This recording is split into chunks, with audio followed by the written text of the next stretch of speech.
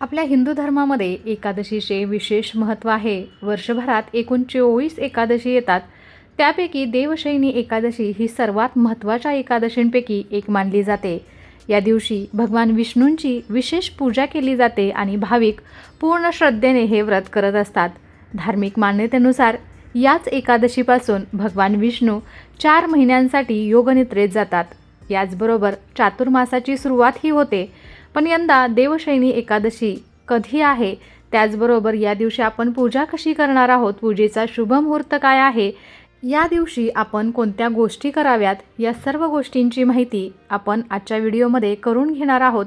त्याचबरोबर एकादशीचा उपवास म्हणजे पारण हे आपल्याला कशा पद्धतीने करायचं आहे, या सर्व गोष्टींची माहिती आजच्या व्हिडिओमध्ये आपण करून घेऊयात. नमस्कार, मी पूजा तुम्हा सर्वांचं स्वागत करत आहे पूजाच कॉर्नरमध्ये. तर पंचांगानुसार 2026 मध्ये आषाढ शुक्ल पक्षाची एकादशी तिथी 24 जुलै रोजी सकाळी 9:13 सुरू होईल आणि ही तिथी 25 जुलै रोजी सकाळी 11:35 संपणार आहे. तर उदय तिथीनुसार देवशयनी एकादशीचे व्रत हे 25 जुलै 2026 म्हणजेच शनिवारी पाळले जाईल. तर आषाढी एकादशीच्या दिवशी सकाळी लवकर स्नान करून स्वच्छ वस्त्र परिधान करायचं आहे. पूजेची जागा स्वच्छ करून एका स्वच्छ कापडावरती आपल्याला श्री विष्णू, श्रीकृष्ण किंवा विठ्ठल रुक्मिणी यांची मूर्ती किंवा फोटो आपल्याला ठेवायचा आहे. त्याचबरोबर इथे मी पूजेमध्ये एका ताम्हणामध्ये विठ्ठल आणि रुक्मिणीची मूर्ती घेतलेली आहे. अभिषेकासाठी पंचामृत घेतलेलं आहे. हळद, चंदन मिश्रित पाणी घेतलेलं आहे. स्वच्छ पाणी घेतलेलं आहे. गणेश पूजनासाठी गणेशाची मूर्ती किंवा आपल्याला एक सुपारी असली तरीही चालेल. तुळशीपत्र आपल्याला आदल्या दिवशीच घेऊन ठेवायचे आहेत. फुलं घ्यायची आहेत. विड्याची पानं घ्यायची आहेत. फळं घ्यायची आहेत. त्याचबरोबर नैवेद्यासाठी आपल्याला गोडाचा पदार्थ घ्यायचा आहे. तुपाचे 2 दिवे आपल्याला इथे लागणार आहेत. एका चौरंगावरती आपल्याला स्वच्छ कपडा अंथरायचा आहे आणि त्यानंतर सर्वप्रथम आपल्याला दीप प्रज्वलित करून घ्यायचा आहे. दिव्याखाली अक्षदा ठेवून त्याच्यावरती हळदी कुंकू वाहून आपल्याला 2 दिवे ठेवायचे आहेत. ते आपल्याला प्रज्वलित करून दिव्यांना नमस्कार करून आपण पूजेला सुरुवात करणार आहोत. तर सर्वप्रथम आपल्याला गणेश पूजन करून घ्यायचं आहे. गणेशाची मूर्ती किंवा एखादी सुपारी घ्यायची आहे. त्याच्यावरती आपल्याला स्वच्छ पाण्याने सर्वप्रथम अभिषेक करून घ्यायचा आहे. हळद, चंदन मिश्रित पाण्यानेही आपण अभिषेक करायचा आहे. मुखामध्ये सतत ओम गणेशाय नमः, ओम गणेशाय नमः किंवा वक्रतुंड महाकाय सूर्यकोटी समप्रभ निर्विघ्नं कुर्मे देव सर्व कार्येषु सर्वदा असा आपल्याला मंत्र म्हणायचा आहे. त्यानंतर गणेशाच्या मूर्तीवरती आपल्याला पंचामृताने अभिषेक घालायचा आहे. पंचामृताने अभिषेक झाल्यानंतर परत एकदा स्वच्छ पाण्याने आपल्याला गणेशाची मूर्ती आणि त्यांचा अभिषेक करून घ्यायचा आहे. यानंतर आपल्याला एखाद्या स्वच्छ कोरड्या कपड्याने गणेशाची मूर्ती स्वच्छ कोरडी करून घ्यायची आहे. त्यानंतर आपल्याला विठ्ठल रुक्मिणीची मूर्ती घ्यायची आहे. या मूर्तीवरतीही सर्वप्रथम आपल्याला पाण्याने, त्यानंतर हळद, चंदन मिश्रित पाण्याने, यानंतर पंचामृताने असा आपल्याला अभिषेक करून घ्यायचा आहे. आषाढ शुक्ल एकादशीला शयनी एकादशी किंवा पद्मनाभा एकादशी असेही म्हणतात. या दिवशी भगवान श्री विष्णू क्षीरसागरात शेषशय्येवरती योगनिद्रेत जातात आणि 4 महिन्यानंतर कार्तिकी म्हणजेच प्रबोधिनी एकादशीला जागे होतात. याच दिवसापासून चातुर्मास सुरू होतो. धर्मशास्त्रामध्ये सर्व व्रतांमध्ये एकादशी व्रत सर्वश्रेष्ठ मानले गेलेले आहे. जसे सर्व मंत्रांमध्ये गायत्री मंत्र, सर्व देवांमध्ये भगवान श्री विष्णू, सर्व तीर्थांमध्ये गंगा माता, सर्व नद्यांमध्ये गंगा नदी, सर्व वृक्षांमध्ये कल्पतरू, सर्व पर्वतांमध्ये मेरू पर्वत, सर्व पक्षांमध्ये गरुड, तसेच सर्व व्रतांमध्ये एकादशी व्रत सर्वोच्च मानले जाते. वर्षातील 24 एकादशींमध्ये आषाढी एकादशी अत्यंत श्रेष्ठ मानली जाते. या दिवशी श्रद्धेने व्रत, उपवास, जप, नामस्मरण आणि पूजन केल्यास वर्षभरातील सर्व एकादशींचे पुण्य आपल्याला प्राप्त होते. या दिवशी माहेरच्या आणि सासरच्या पितरांच्या सदतीसाठी तसेच पितृदोष निवारण्यासाठी संक्षिप्त भागवताचे वाचन, श्री व्यंकटेश स्तोत्र, श्री विष्णू सहस्रनाम, त्याचबरोबर भगवतीच्या 9व्या अध्यायाचे पठण करणे अत्यंत शुभ मानले जाते. देवशयनी एकादशीच्या दिवशी खऱ्या मनाने भगवान विष्णू आणि माता लक्ष्मीची पूजा केल्याने घरात सुखसमृद्धी येते आणि आयुष्यातील समस्या दूर होऊ लागतात. भाविक दिवसभर व्रत ठेवून भगवंताचे स्मरण करतात आणि दुसऱ्या दिवशी विधिवत व्रताचे पारण करतात. महाराष्ट्रामध्ये हा दिवस आषाढी एकादशी वारी म्हणून ओळखला जातो. वारी या शब्दाचा अर्थ वारकऱ्यांनी पंढरपूरला केलेली वार्षिक यात्रा असा आहे. भक्त महान संतांशी संबंधित पालख्या घेऊन अनेक दिवस पायी प्रवास करतात. संत ज्ञानेश्वर यांची पालखी आळंदीहून तर संत तुकाराम यांची पालखी देहूहून निघते.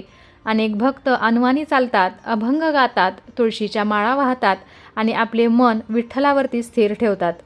म्हणूनच आषाढी एकादशी वारी 2026 हा केवळ एक धार्मिक कार्यक्रम नाही, तर ती एक जिवंत परंपरा आहे. संगीत, चालणे आणि सामूहिक प्रार्थनेच्या माध्यमातून ती साधे जीवन, सेवा, शिस्त आणि ईश्वर प्रेम शिकवते. विठ्ठलाची सर्वात आवडती कथा पुंडलिकाशी संबंधित आहे. भक्ती परंपरेत सांगितल्याप्रमाणे पुंडलिक एकेकाळी निष्काळजी होता, पण नंतर भक्ती आणि आईवडिलांच्या सेवेमुळे तो बदलला. त्याची सेवा इतकी प्रामाणिक झाली की श्रीकृष्ण त्याला भेटायला आले. जेव्हा श्रीकृष्ण आले तेव्हा पुंडलिक आपल्या आईवडिलांची सेवा करत होता. त्याला ती सेवा थांबवायची नव्हती, म्हणून त्याने एक वीट अर्पण केली आणि भगवंतांना थांबायला सांगितले. श्रीकृष्ण कमरेवरती हात ठेवून त्या विटेवरती उभे राहिले. हे रूप विठ्ठल, विठोबा किंवा पांडुरंग म्हणून ओळखले जाऊ लागले. पंढरपूरमध्ये भक्त त्यांना प्रेमाने विठ्ठल माऊली असं म्हणतात. माऊली म्हणजेच आई. यावरून भक्ताला भगवंताशी किती जवळीक वाटते हे दिसून येते. विठ्ठल प्रेमळ, सहनशील आणि सहज जवळ येणारे मानले जातात. ते आपल्या भक्तांची वाट पाहतात, ते साधी गाणी स्वीकारतात, ते प्रामाणिक अंतकरणाने ऐकतात. ही कथा आषाढी एकादशीला एक मृदू भक्तिमय भावना देते. ती आपल्याला आठवण करून देते की आईवडिलांची सेवा करणे, लोकांना मदत करणे आणि भगवंताच्या नामाचा जप करणे हे जर प्रामाणिकपणे केले तर तीच उपासना ठरू शकते. व्हिडिओमध्ये तुम्हाला पूजा दिसतच असेल. छान अशी पूजा आपण करून घेतलेली आहे. यानंतर विठ्ठल रुक्मिणीला आपल्याला चंदन लावायचं आहे, बुक्का लावायचा आहे, तुळशीची पानं अर्पण करायची आहेत, पिवळी फुलं, त्याचबरोबर आपल्याला सात्विक भोजन असं अर्पण करायचं आहे. अनेक भक्त पूर्ण उपवास करतात. काही जण प्रकृती आणि कौटुंबिक प्रथेनुसार फळे, दूध, साबुदाणा, शेंगदाणे किंवा साधे व्रताचे भोजन करतात. हा दिवस भक्तीचा दिवस असल्याने नामजप करणे हा एक उत्तम उपाय आहे. तुम्ही श्रद्धेने ओम नमो भगवते वासुदेवाय, ओम नमो भगवते वासुदेवाय, त्याचबरोबर श्री विठ्ठल रुक्मिणी नमः, श्री विठ्ठल रुक्मिणी नमः, रामकृष्ण हरी, विठ्ठल विठ्ठल जय हरी विठ्ठल या मंत्रांचा आपल्याला जप करायचा आहे. तुम्ही तुळशीची माळ वापरून 108 वेळा हा जप करू शकता. तुम्ही संध्याकाळी तुमच्या कुटुंबासोबत विठ्ठल अभंगही गाऊ शकता. जर तुम्हाला सोपा सराव करायचा असेल तर काही मिनिटे शांत बसा आणि रामकृष्ण हरीचा जप आपण करू शकतो. आपले लक्ष त्या ध्वनीवरती केंद्रित ठेवायचं आहे. दुसऱ्या दिवशी म्हणजेच द्वादशीला श्री विष्णूंची पूजा करायची आहे. तुळशी मातेची पूजा करून तुळशीपत्र अर्पण करायचं आहे आणि त्यानंतरच पारणे म्हणजे उपवास सोडायचा आहे. द्वादशीला योग्य वेळी उपवास सोडणे अत्यंत महत्त्वाचे मानले जाते. आषाढी एकादशीपासून चातुर्मासाचा प्रारंभ होतो. या काळात जप, तप, दान, व्रत, हरिनाम, हरिपाठ, श्रीमद भागवत, भगवद्गीता, श्री व्यंकटस्तोत्र, विष्णू सहस्रनाम यांचे पठण केल्यास त्याचे पुण्य अनेक पटीने वाढते अशी श्रद्धा आहे. सर्व पूजा झालेले नंतर आपल्याला देवाला उपवासाच्या पदार्थांचा नैवेद्य दाखवायचा आहे. देवाची आरती करायची आहे आणि सुख समृद्धीसाठी प्रार्थना करायची आहे. घरच्या मंडळींना प्रसादाचे वाटप करायचं आहे. शक्य झाल्यास जवळच्या विठ्ठल मंदिरामध्ये दर्शनासाठी आपल्याला जायचं आहे. व्रताचे पारण दुसऱ्या दिवशी म्हणजे 26 जुलै रोजी पहाटे 5:38 पासून ते सकाळी 8:22 दरम्यान करणे शुभ राहणार आहे.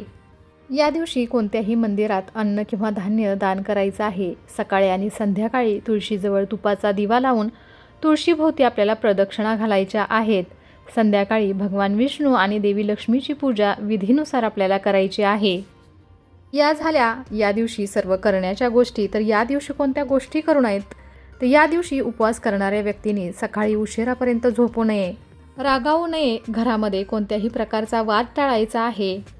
लसूण, कांदा आणि इतर तामसिक गोष्टी आपल्याला या दिवशी टाळायच्या आहे. कोणत्याही प्रकारचे मादक पदार्थ या दिवशी घेऊ नका आणि ब्रह्मचर्य आपल्याला पाळायचं आहे. व्यक्तींनी प्रामाणिकपणे काम करावे आणि चुकीची कामे टाळावीत. एकादशीच्या दिवशी कोणाशीही वाईट वागू नका. म्हणजे इतर दिवशीही वागू नका अथवा कोणाबद्दलही वाईट विचार करू नका. या दिवशी भगवंताच्या नामस्मरणात तल्लीन व्हायचं आहे. भगवान विष्णूंची कथा ऐकावी आणि मंत्रांचा आपल्याला जप करायचा आहे. पंढरपूरचे श्री विठ्ठल हे भगवान विष्णूंचेच रूप मानले जाते. शक्य असल्यास पंढरपूर येथे जाऊन श्री विठ्ठल रुक्माईचे दर्शन घ्यावे.